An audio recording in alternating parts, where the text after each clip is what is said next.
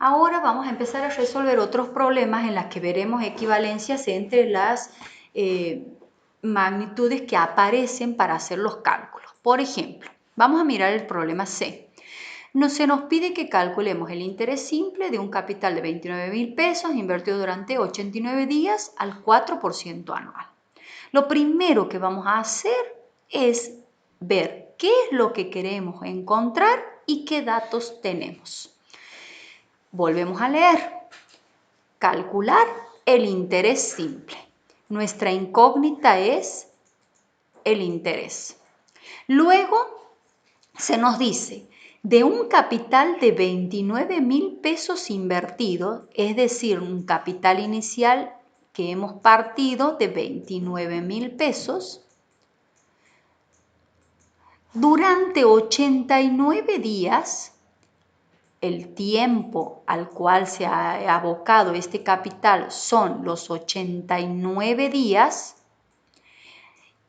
al 4% anual. Es decir, la razón porcentual escrita en porcentaje es del 4% al año. Ahora bien, si nosotros nos remitimos a la fórmula, como hemos visto en el video anterior, en la clase anterior, el interés es igual al capital inicial multiplicado por la razón, por la tasa y multiplicado por el tiempo. ¿Cómo hacemos para este cálculo? Primer detalle. Nuestra razón porcentual está expresada en porcentaje y la vamos a escribir como tasa transformando este porcentaje en una expresión fraccionaria, como habíamos visto, para escribirla en forma decimal. Es decir, es igual al 0,04, ya no porcentaje, sino a la tasa del 0,4 o 4 centésimos, como se dice, porque la ubicación del 4 es en los centésimos, anual. Por otra parte, lo que tenemos que observar muy bien es que el tiempo y nuestra tasa o razón estén en la misma unidad. Y como podemos ver, el tiempo está en días y la tasa está en años. Entonces, tendremos que escribir nuestros 89 días a cuánto equivalen en años, una equivalencia que haremos en nuestros cálculos auxiliares. Cálculos auxiliares que trabajaremos a partir de este lugar, en mi pizarra. ¿Cómo hacemos esto? Primero que nada, vamos a establecer ciertas reglas. Un año en matemática financiera equivale a 360 días y no 365. Un año en matemática financiera equivale a 2 semestres, es decir, 2 periodos de 6 meses, a 3 cuatrimestres, a 4 trimestres, a, en este caso, 6 bimestres. Y también podemos decir que un mes en matemática financiera equivale a 30 días y no 31. Es decir, son relaciones que tengo que conocer para poder establecer las posibles equivalencias.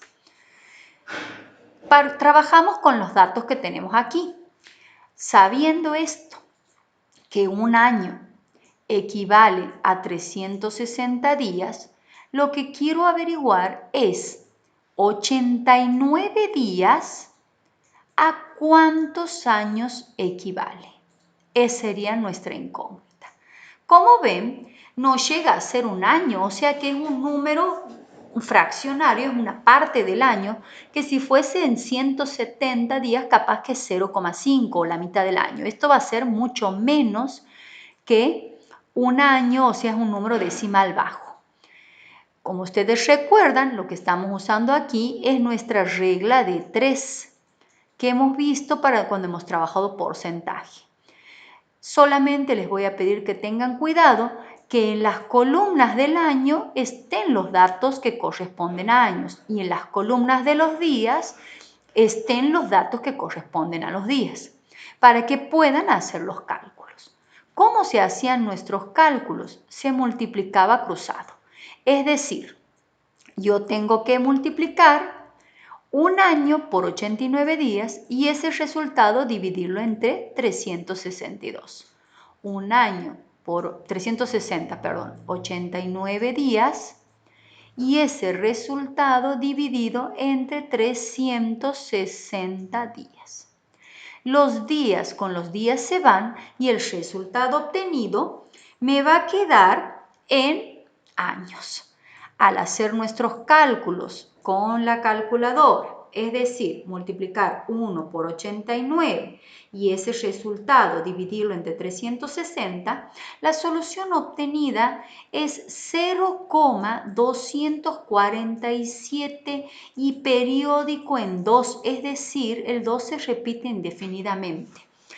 A los fines de poder trabajar con la mejor certeza, vamos a usar en matemática financiera, en este caso, hasta el tercer número decimal, hasta los milésimos. He visto supermercados que trabajan con capital y usan hasta el 10.000 milésimos, pero nosotros, la mayoría de las entidades financieras, trabaja con los 3 valores decimales. Ahora bien, si nosotros redondeamos al milésimo, nos quedaría que nuestros 89 días corresponden a 0,247 milésimos de año, es decir, a 0, casi 25 de año, un cuarto de año prácticamente.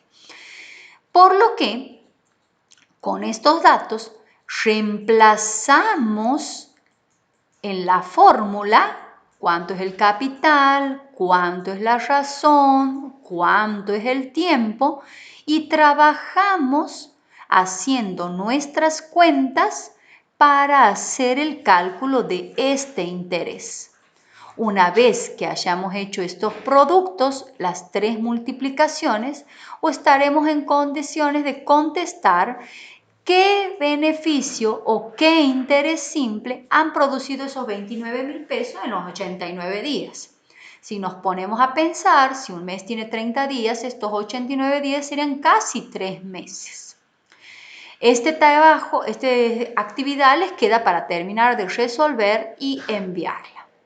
Del mismo modo, van a trabajar con el ejercicio D, en el que se les propone, por ejemplo, a partir de la lectura, al cabo de un año, el banco nos ha ingresado en nuestra cuenta de ahorro la cantidad de 870 en concepto de intereses, 870 pesos. Siendo la tasa de interés del 2% anual, ¿cuál es el capital de dicha cuenta? Primero que nada, debemos sacar nuestros datos. ¿Qué se pide? ¿Cuál es el capital? La incógnita es averiguar cuál es el capital. ¿Qué datos tengo? El interés o beneficio que nos ha otorgado de 870 pesos. ¿Qué tasa ha sido o durante cuánto tiempo? Aquí arriba nos está diciendo al cabo de un año. Y la tasa y la razón porcentual a la que ha sido sometido ha sido el del 2%. Ese 2% anual lo transformo en tasa. A este le llamo razón porque está escrito en porcentaje. Ahí le llamo tasa cuando está escrito ya como número decimal. 2% es escribir 2 sobre 100, que es lo mismo que escribir 0,02. Una vez que ya tenemos los datos en limpio, nos fijamos si el tiempo está en la misma unidad que la tasa. El tiempo está en años, la tasa está en años, entonces es factible hacer nuestros cálculos. Recordando la definición de interés, sabemos que el interés es igual al capital por la tasa y por el tiempo. Entonces, como quiero averiguar cuál es el capital inicial, lo que debo hacer es esto que está multiplicando, pasarlo dividiendo. Reemplazar los datos en la tabla o en la fórmula, es decir, el interés es de 870, multiplicar la razón por el tiempo, un año por 0,02 abajo y recién dividir. Respetar mi división al hacer la cuenta para poder calcular el capital inicial. Así termina esta situación.